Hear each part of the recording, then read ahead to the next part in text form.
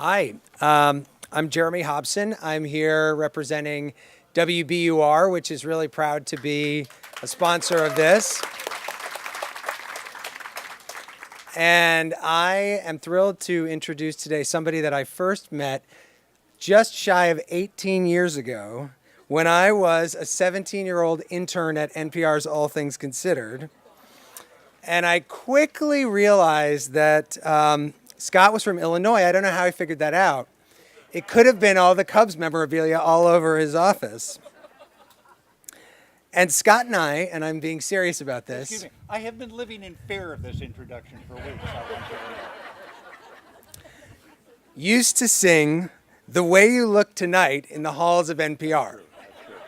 To each other. We also used to talk in Regis Philbin's voice. This was in the days of Who Wants to Be a Millionaire?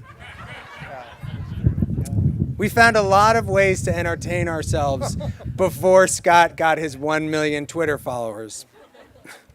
But before and after those followers, he has been the incredible host of Weekend Edition Saturday, which is truly one of the reasons we love Saturday mornings.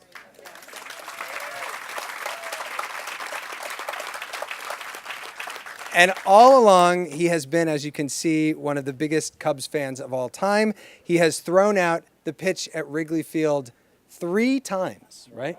In the last few years. Yeah, this is. I'm wearing the last one I got a few weeks ago, which has the World Series patch. There you go.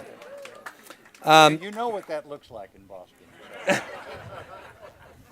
I still have on my bookshelf at home a signed copy of his book Home and Away. He has written about the Cubs now many times, but today he's going to talk about his latest book, My Cubs. Welcome, Scott Simon. See, that wasn't so bad, was it, Scott? That wasn't so bad. Thank you, Jerry.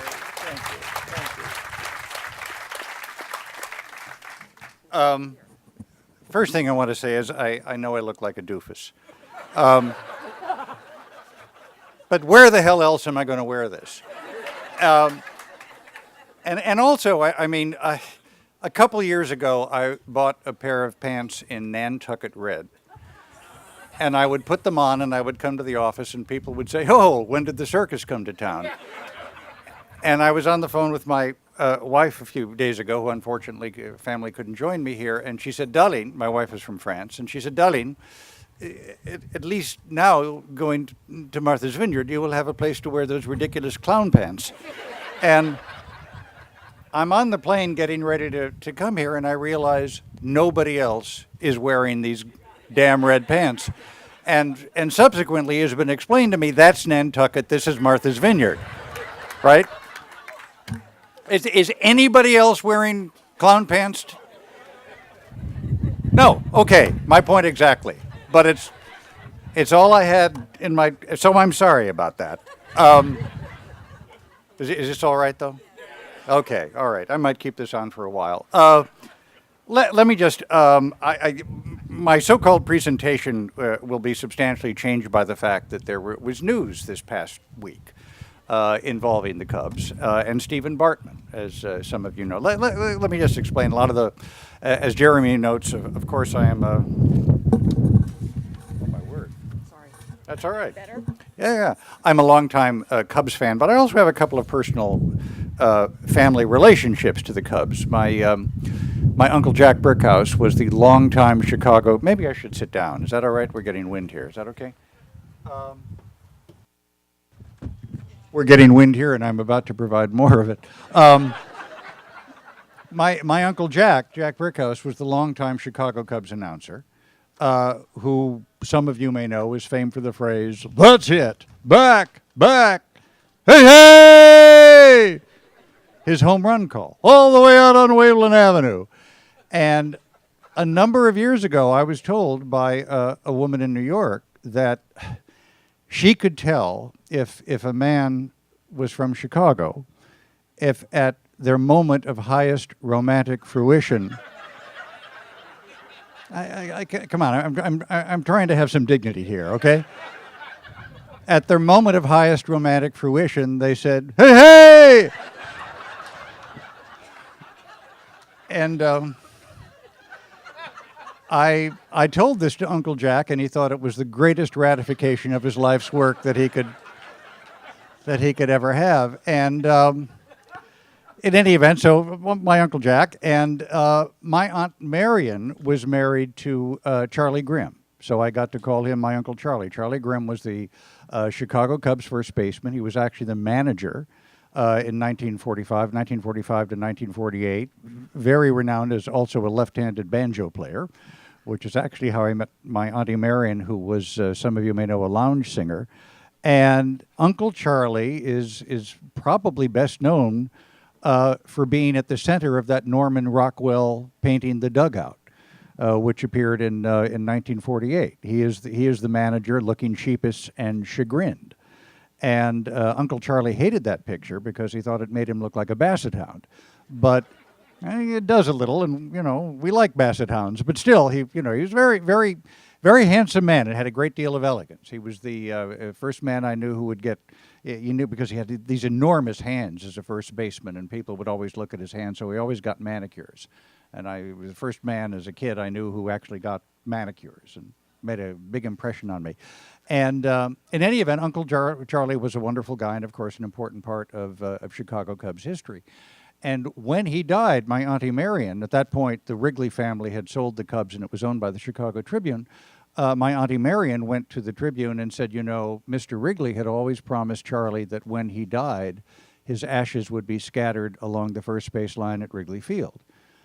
Now, the Cubs, if the Cubs had to comply with every request, the field would be awash in ashes.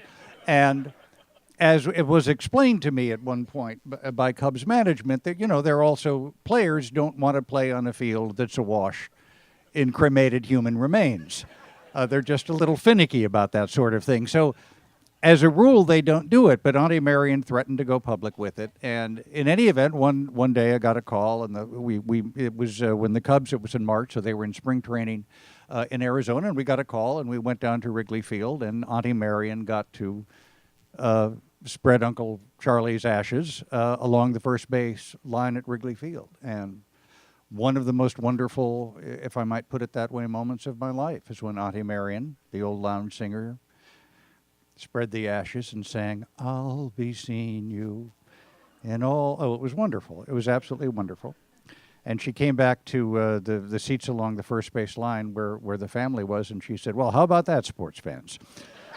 And so I have a lot of personal relationships with the Cubs.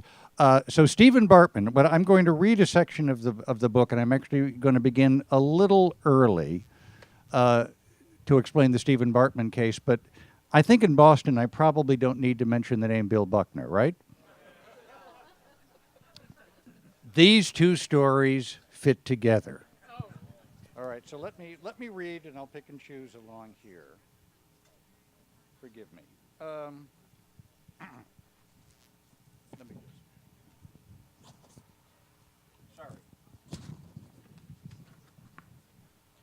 For decades, the only other team that could compare to the Cubs for futility was the Boston Red Sox, who had won their last series in 1918. But when Bill Buckner, the Cubs' able first baseman, was traded to the Red Sox, he arrived just in time to be on the 1986 team that faced the New York Mets in the World Series.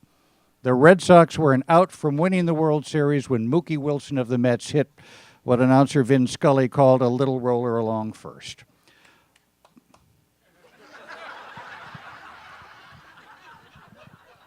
Not the reaction I was expecting. Mets fan, I gather, yeah. Buckner got his glove down on the ground to make the out, but the little roller skipped through his legs, a run scored, and the Red Sox lost all. Buckner, who has rerun that play in his mind at least as much as any inconsolable Red Sox fan, figured out over the years that his old glove just flopped closed too soon. But when analysts went over the video and photos of Bill Buckner's gaffe, they saw something else. Buckner wore an old blue Cubs batting glove under his mitt. If the glove fits, the curse transmits. So let me go. The Chicago Cubs were just 5 outs from going to the World Series in 2003 when Luis Castillo of the Florida Marlins sliced a short fly down the left field line. It looked like a routine foul, and the Cubs seemed to be on cruise control. They were ahead 3-0, 3-2, in the 8th inning of Game 6 of the National League Championship Series. I'm getting excited. Mark Pryor, Kerry Wood's slightly junior partner in the dreamy mound duo Chicago sports writers called Chicago Heat, was working on a 2-hit game. The foul ball began to fall from the sky over the sloping brick wall that runs along the third base line.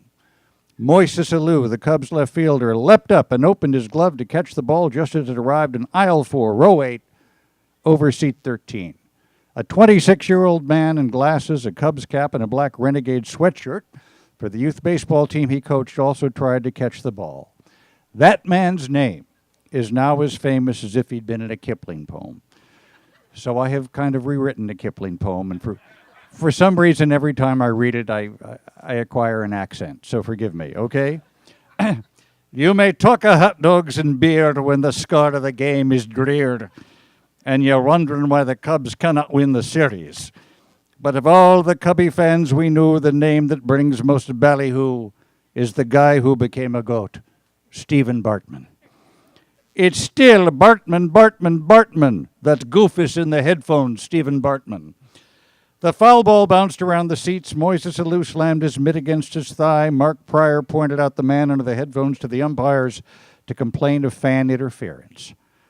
That video of the episode, it really wasn't a play, has been replayed frame by frame, and this is a tasteless analogy, I know, but true, almost as much as the Zapruder film. My wife and I were watching at a bar. I tried to look unshaken. These things happen, I announced, while screaming inside like a lost little boy. We're ahead, we'll be fine. Or whatever Rommel said just before the invasion of Normandy. I'll skip over a little. The Florida Marlins would go on to score 8 runs in the inning and win the game 8-3. The Cubs got out, didn't go to the World Series. Another poem from Allen Ginsberg. I saw the best minds of my generation destroyed by the madness of being a Cubs fan. Starving for victory, hysterical, naked in Cold Lake winds, dragging ourselves through north side streets at dawn, looking for the fix of one lousy run. Angel-headed losers burning for the ancient ivied connection to the starry dynamo phenom that only the Yankees ever seem to sign. As I go on in the book, I think I said this on, I know I said this on the air yesterday.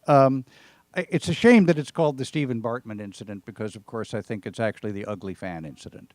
What Stephen Bartman had, it was dreadful. There were people who began to chant, asshole, asshole.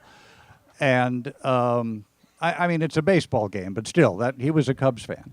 And they threw beer, they threw flattened up cups of popcorn. The police had to take him away. And I remember that night, I think I might have conveniently left this out of the book, but I remember watching that night when they showed this police escorting him out of Wrigley Field, and I said, well, darling, this is good. The police behaved correctly. They knew to protect him. They'll bring him home. They'll make certain he's safely home, and then they'll beat the shit out of him. And I am not proud of that reaction. And Governor Blagojevich said I would never pardon that guy. Well, who needs the pardon now? What happened to Stephen Bartman was terrible, and as I explain in the book, I am reluctant as a sports fan to think we have anything to do with the outcome on the field, but I think what happened that night affected what happened on the field. I think if Moises Alou had not slammed down his glove, and he's a great fielder. He has never blamed Stephen Bartman, but he slammed down his glove in anger.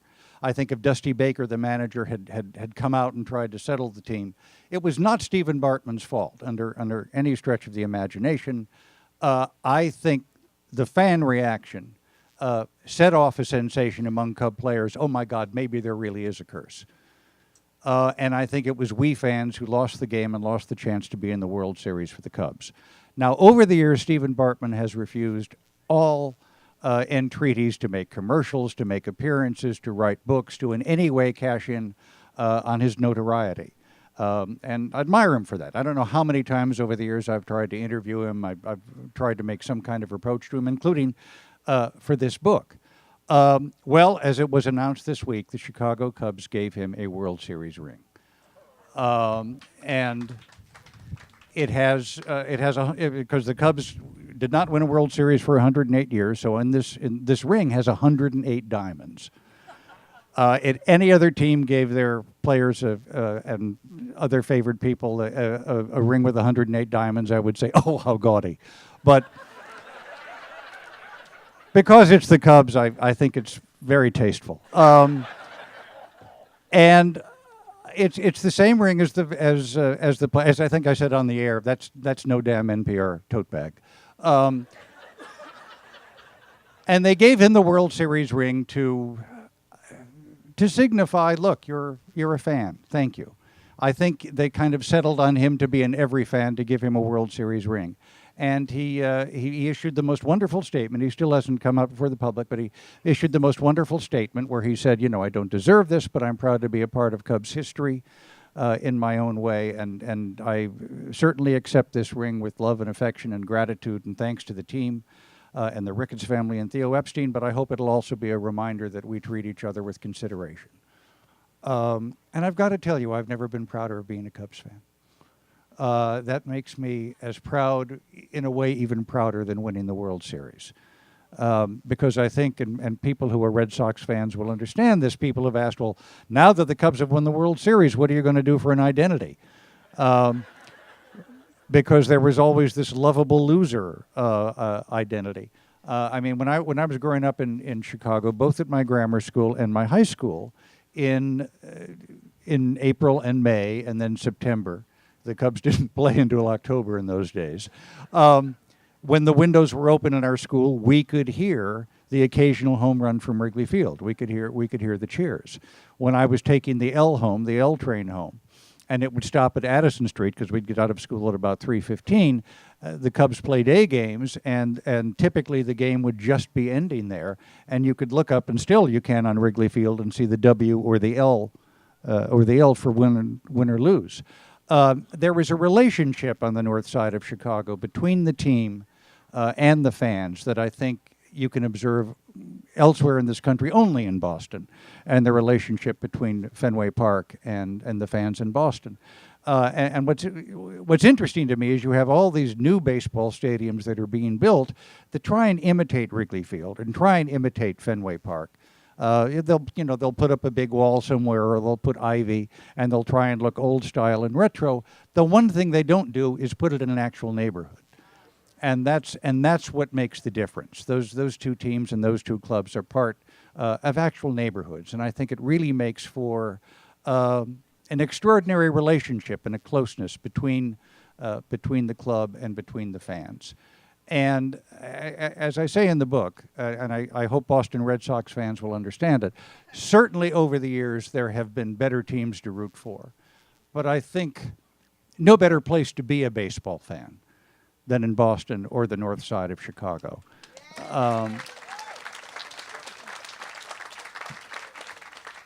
And people would sometimes say to me over the years, long-suffering Cub fans, and I guess I would go along with the premise, but the point is, we never suffered.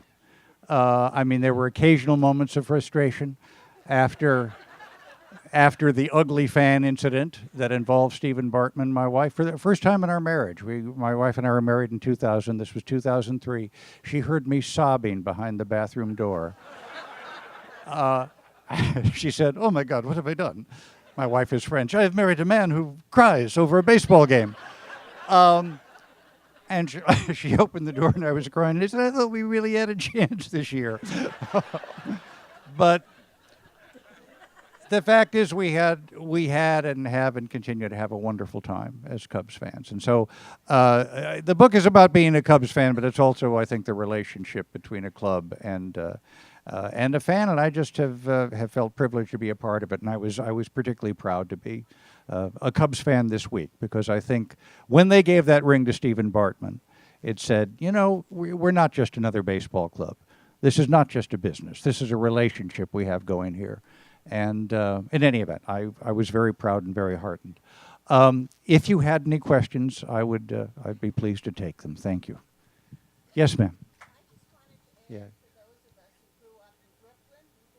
Same thing. Yeah. Yeah. I did a book, it's been about 10 years ago now, on Jackie Robinson. And it was part of a Turning Points in History.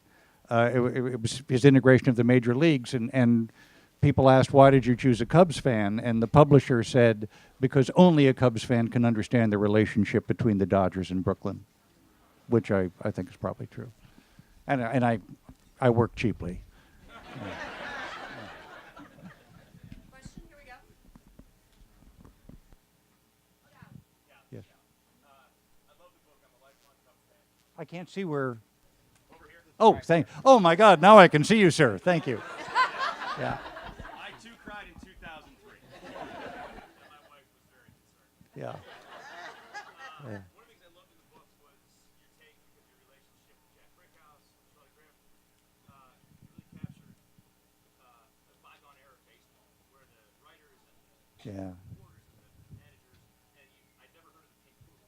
Oh, the Pink Poodle was the lounge in Wrigley Field, where Uncle Jack's office, if you please. Yeah.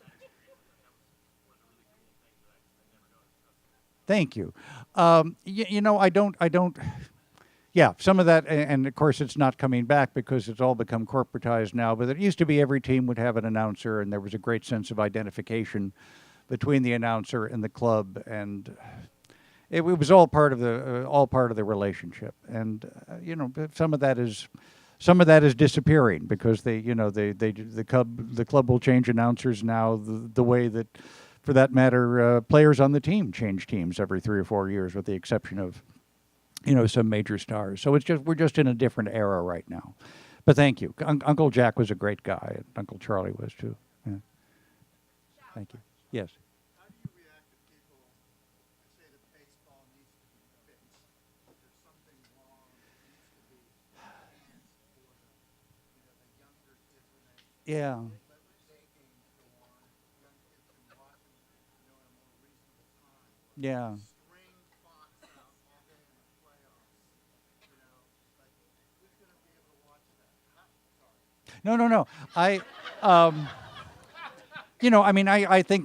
think there's some fine tuning that can be made, and they now play more night games than ever before at Wrigley Field because the television revenues are obviously much greater during prime time, and I understand that the revenues they get is why Anthony Rizzo's at first base. I mean, there's a relationship between the two, and I know when we go to a game at Wrigley Field, we don't go to school. Our children do not go to school the next day. Let me put it that way. Because the game sometimes till midnight. I before the book came out, right as the book was coming out, hardly coincidentally, I did an op-ed piece for the Wall Street Journal talking about a game I went to because I was trying to make the case that baseball can have the same narrative quality as literature. And I'd actually thrown out the game at Wrigley Field that night, and they were behind for most of the game, and it came down to the 12th inning. The 12th inning against the Mariners, and a name familiar here, John Lester. In fact, I wear his number, 34, very proudly. John Lester a pitcher came up to pinch hit and laid down a bunt and scored the game, and scored the run that won the game. There's a narrative force in baseball that I think is matched in no other sport. And I think you can fine-tune with this and that in the game, but I wouldn't want that to suffer. I mean, are there too many commercials during, particularly, I think, the playoffs and World Series? Yes. But again, that's why Chris Bryant is at third base, because of all the commercial revenue they get, and that's why they get these ridiculous 108, diamond rings, and because of the revenue that they project. But I wouldn't, some people propose, let's make it a 7-inning game, or let's go to 2 outs, or something like that. I wouldn't want that at all. I think, pardon me? Visits to the mound, could I get, maybe they could, this day and age, I guess they can send text messages to the pitcher, right?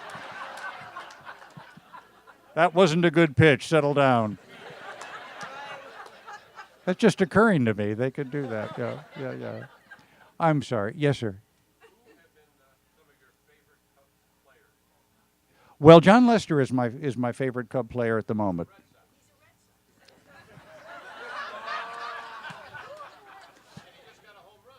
He just got a home run. God bless him. I think I like Rizzo. I like Chris Bryant at third. I like Javi Baez at second.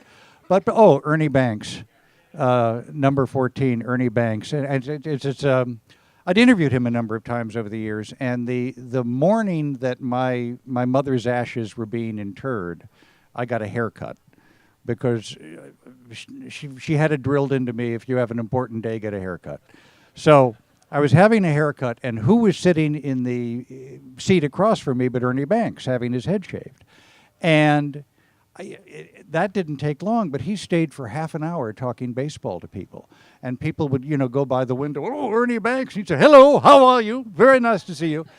Ernie Banks was sunny, luminous, a great ball player. You can forget how great a ball player he was, but he was such an extraordinary spirit, particularly during the years that the Cubs were the worst team in baseball. And I loved Ernie Banks. I grew up trying to imitate the way he hit, and I could roll the fingers along the edge of the bat, but I obviously couldn't hit like Ernie Banks. So, and it was the first time, so I was so excited about seeing Ernie Banks on that. I didn't disturb him. I figured, And it was the first time that I reached for my phone to call my mother to tell her who I'd run into at the bar. Yes, right. So Ernie and Fergie Jenkins. I grew up trying to imitate the way Fergie Jenkins pitched. Are we about to run out of time? We have one more question. Okay. One more question. Yes, sir. Yeah.